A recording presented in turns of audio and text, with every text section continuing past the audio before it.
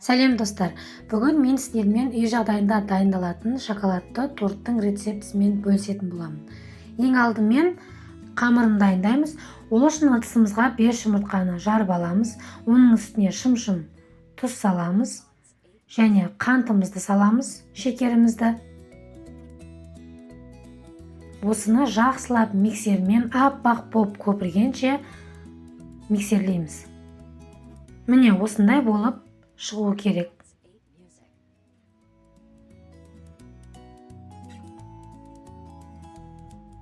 Енді осының үстіне бөлме температурасындағы 50 мл суымызды құямыз. Тағы да миксерлейміз.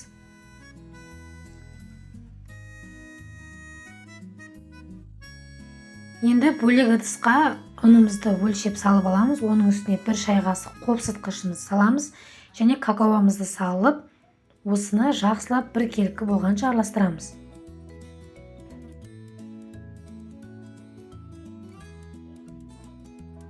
Енді осыны көпірген жұмыртқаның үстіне саламыз.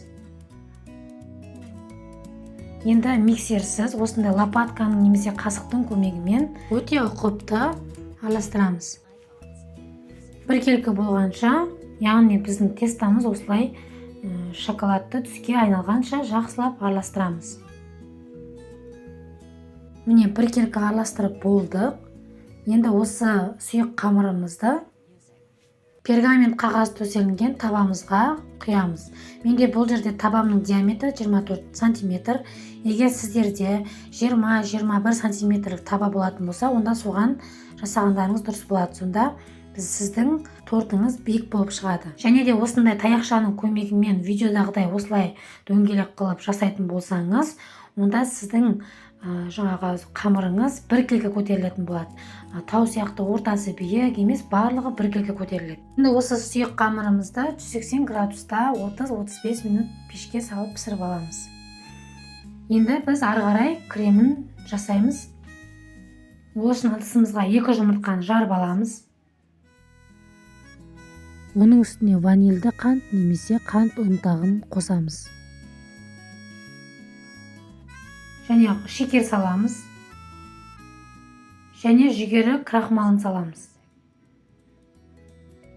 Енді осыны венчикпен біркелкі болғанша жақсылап араластырамыз. Барлығының қоспаның мөлшерін астына описаниеге жазып қоямын, сол жерден қарасаңыздар болады.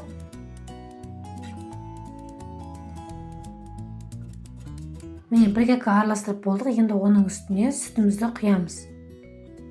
Тағы да араластырамыз. Енді осы сұйықтығымызды араластырып болған соң, отқа қою үшін арнайы осындай ыдысымызға құйып аламыз. Менде астында шекерлері тұрып қалды, соның барлығын лопатканың көмегімен салып алдым. Енді осыны отқа қойып, орташа отта дайын болғанға дейін осылай тоқтаусыз араластырып тұрамыз. Міне байқасаңыздар, менде кішкене қоюлана бастады. Осылай тоқтаусыз араластырып тұрмасаңыздар, асты жабысып қалуы мүмкін. Міне менікі тағы да қоюланды.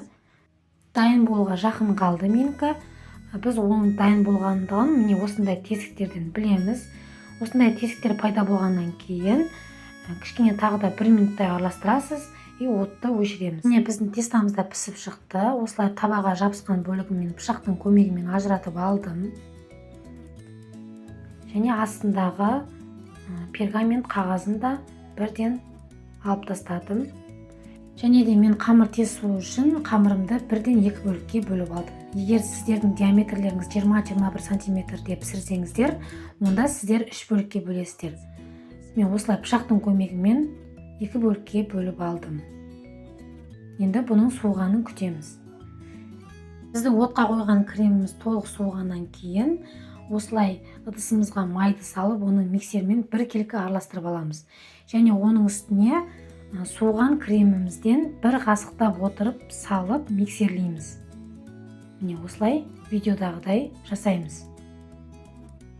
Бірден бәрін салуға болмайды. Міне менің крем дайын болды. Барлығы біркелкі араласты. өте әдемі крем шықты.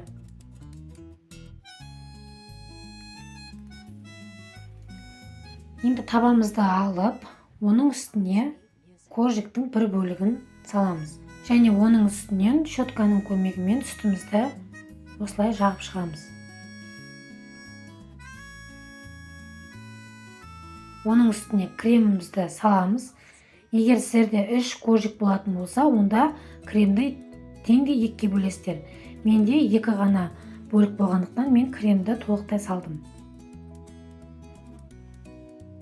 Екінші коржикқа да дәл солай щетканың көмегімен үстімізді жағып шығамыз. Осы сүт жағылған бөлігін кремге қаратып үстіне қоямыз. Енді мұны тоңазытқышқа осылай пищевой пленкамен орап асты үстін 1 сағатқа салып қоямыз.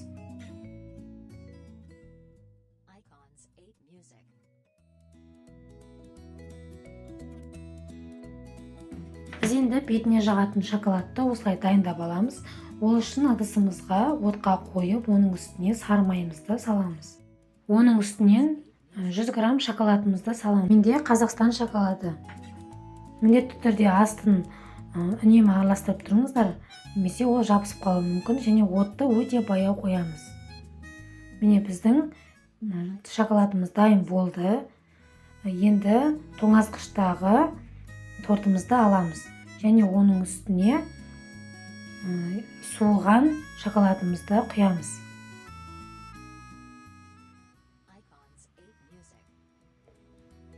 Және оны бетіне, жанына, барлық жеріне толықтай біркелкі жағып шығамыз.